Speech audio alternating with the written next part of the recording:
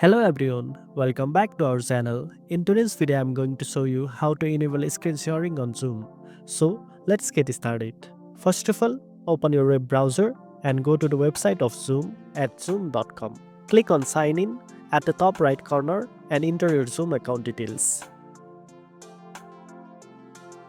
Once you are logged in, click on settings from the left hand menu.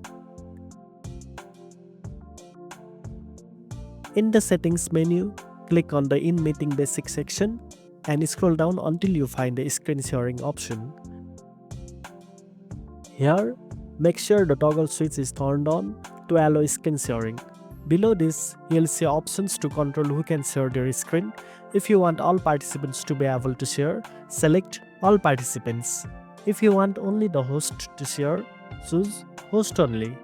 Now I'll start a meeting and you can see that screen sharing has been enabled. And that's it. Now you know how to enable screen sharing on Zoom. If you found this video helpful, don't forget to like, share and subscribe for more tech tips. Thanks for watching and I'll see you in the next video.